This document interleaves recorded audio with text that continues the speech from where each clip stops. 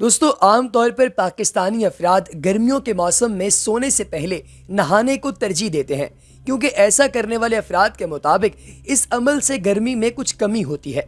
और अब एक तहकीक में भी ये बात सामने आई है कि सोने से कबल नहाने से जिस्म की गर्मी कम होती है, जिससे पुरसुकून नींद की जा सकती है।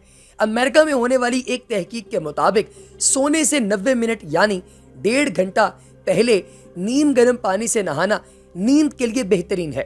Science journal sleep medicine review में शाया तहकीक के मुताबिक जिन अफराद को रात को सोने में मुश्किलात पेश आती हैं, उन्हें बिस्तर पर जाने से 90 मिनट पहले नहाना चाहिए।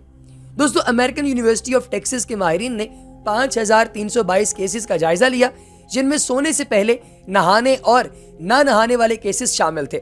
माहिरीन ने कई महीने तक केसेस का जायजा लेकर इनके नताइज अखज़ किए, जिनसे साबित हुआ कि गर्मियों या सर्दियों में सोने से 90 मिनट कबल नीम गर्म पानी से नहाने वाले अफराद को पुरसुकून नींद आती है।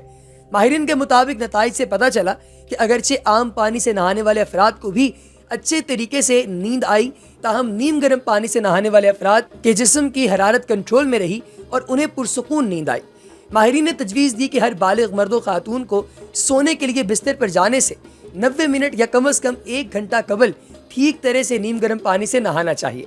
माहिरीन ने कहा कि अच्छे नताइज के लिए लोगों को बाथ टब में नहाना चाहिए, ताहम शावर से नहाने से भी बेहतरीन नताइज मिलते हैं।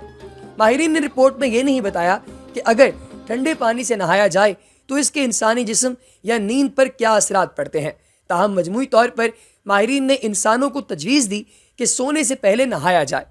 दोस्तों, आज की इन्फॉर्मेटिव वीडियो में हम आपको ये भी बताएंगे कि रात को सोने से पहले अगर आप फौरी तौर पर नहाते हैं और फौरी सो जाते हैं तो क्या इसके कोई नुकसानात हैं या नहीं।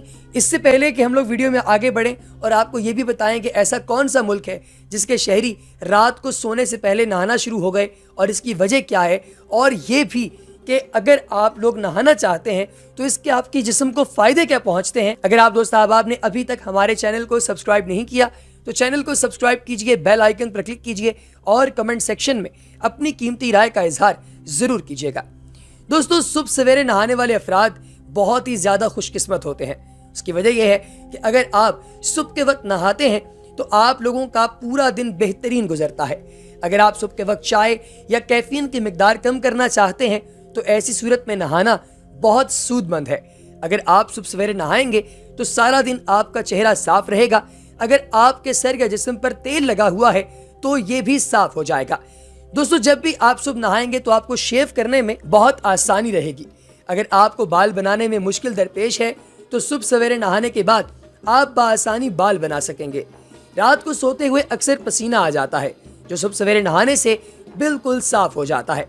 दोस्तों, अगर आप सुबह जल्दी बेदार होकर किसी मीटिंग में जाना चाहते हैं तो रात को नहाने से आपका अगले दिन आधा घंटा बच सकता है। माहिरीन सेहत का कहना है कि रात को नहाने के बाद पुरसुकून नींद आती है, जिसकी वजह वो ये बताते हैं कि रात को नहाने से दिन भर की थकान उतर जाती है और इंसान तरोताज़ा हो जाता है। अगर आप रात को नहाकर सोएंगे तो आपका बिस्तर गंदा नहीं होगा और दिन भर की धूल और मिट्टी नहाने से जिस्म से साफ हो जाएगी और सोते वक्त आपका बिस्तर भी गंदा नहीं होगा। दोस्तों, अब बढ़ते हैं उस मुल्क की जानिब जिस मुल्क के अंदर हम लोगों ने ये देखा कि शहरी रात को नहाने लगे और इसकी वजह क्या बनी, इसके बारे में भी बात करते हैं। दोस्तों, ये मुल्क है टोक्यो। दोस्तों, जापान में कई ऐसी रिवायात पाई जाती हैं जो बाकी दुनिया के लिए इंतहाई हैरत का बायस बनती हैं। इनमें से एक ये भी है कि जापानी शहरी सुबह की बजाय हमेशा रात को सोने से पहले नहाते हैं। अब इनकी इस मुनफरिद आदत की इंतहाई दिलचस्प वजह भी सामने आ गई है। वेबसाइट unifu.com के मुताबिक जो लोग जापान जाते हैं वो जानते हैं कि जापानी पब्लिक बाथ और हॉट स्प्रिंग्स में नहाने की आदत रखते हैं। लगभग हर शहर, कस्बे और गांव में पब्लिक बाथ मौजूद है, जहां कोई भी मर्द या औरत इंतहाई मामूली रकम के एवज नहा सकता है। इस दौरान उन्हें दीगर लोगों से मिलने और गुफ्तगू करने का भी मौका दस्तयाब होता है। चनाचे जापानी शहरी पब्लिक बाथ में नहाना ही पसंद करते हैं। अब इसकी भी दो वजूहात हैं। पहली, शदीद मौसम और दूसरी, घर पर नहाने की सहूलत का ना होना।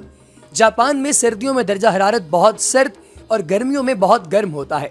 इसके साथ अक्सर जापानियों के घरों में बाथ टब और सेंट्रल हीटिंग सिस्टम की सहूलत नहीं होती, चनाचे वो नहाने اور کچھ دیر سکون کرنے کے لیے پبلک باتھ ہی کو ترجیح دیتے ہیں۔ اب آپ سوچ سکتے ہیں کہ پبلک باتھ میں جانے کے لیے کون سا وقت زیادہ موزوں ہو سکتا ہے، اور وہ بھی جب آدمی نہانے کے ساتھ لوگوں سے ملنے جلنے، گپ شپ لگانے اور کچھ پرسکون وقت گزارنا چاہتا ہو۔ چنانچہ جاپانی کام سے چھٹی کے بعد رات کو ہی پبلک باتھ جانے اور نہانے کو پسند کرتے ہیں۔ دوستو، جاپانیوں کے لیے شاور لینا اور بات کرنا بھی دو مختلف چیزیں ہیں۔ ان کے لیے بات کرنا کافی وقت لگا کر نہانے اور اچھی طرح جسم صاف کرنے کو کہتے ہیں، جو کہ صبح کے وقت جلدی میں ممکن نہیں ہوتا۔ چنانچہ جو جاپانی صبح جلدی شاور لیتے ہیں وہ بھی اپنی تشفی کے لیے رات کو پبلک باتھ میں جا کر بات ضرور لیتے ہیں۔ دوستو، نہانا آپ کے لیے بہت ہی زیادہ فائدہ مند ہے۔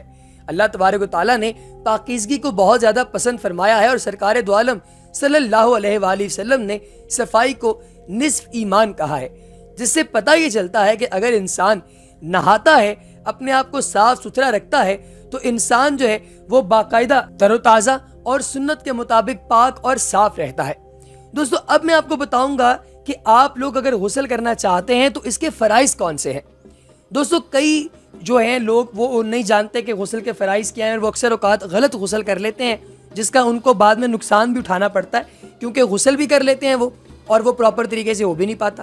تو دوستو، غسل کے بنیادی طور پر 3 فرائض ہیں۔ سب سے پہلا فرض ہے کلی کرنا۔ اس طرح کرنا ہے کہ منہ کے ہر پرزے، گوشے، ہونٹ سے حلق کی جڑ تک ہر جگہ پانی بہ جائے، مسوڑے، دانت کی کھڑکیاں، زبان کی ہر کروٹ میں حلق کے کنارے تک پانی بہے۔ روزہ نہ ہو تو غرارے کرے تاکہ پانی اچھی طرح ہر جگہ پہنچے۔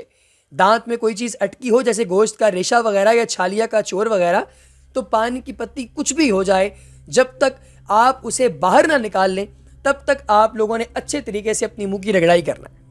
اس سے غسل جو ہوتا ہے آپ کا وہ بہترین طریقے سے ہو جاتا ہے۔ دوسرا یہ فرض ہے کہ ناک میں پانی ڈالا جائے، یعنی دونوں نتنوں میں جہاں نرم جگہ ہے وہاں تک دھلنا کہ پانی کو سونگ کر اوپر چڑھائے تاکہ بال برابر جگہ بھی دھلنے سے رہ نہ جائے۔ تو آپ کو بہت ہی زیادہ اس کا فائدہ ہوگا۔ اگر ایسا نہ ہوا تو بھی غسل نہیں ہوگا۔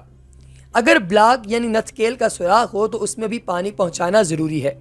ناک کے اندر رینٹ نکٹی سوکھ گئی تو اس کا چھڑانا بھی فرض ہے، اور ناک کے بال کا دھونا بھی فرض ہے۔ اور پھر تیسرا فرض آتا ہے پورے بدن پر پانی بہ جانا، اس طرح کہ پاؤں کے تلوے تک جسم کے ہر پرزے، ہر رونگٹے پر پانی بہے، اس لیے کہ اگر ایک بال کی نوک بھی دھلنے سے رہ گئی تو غسل نہیں ہوگا۔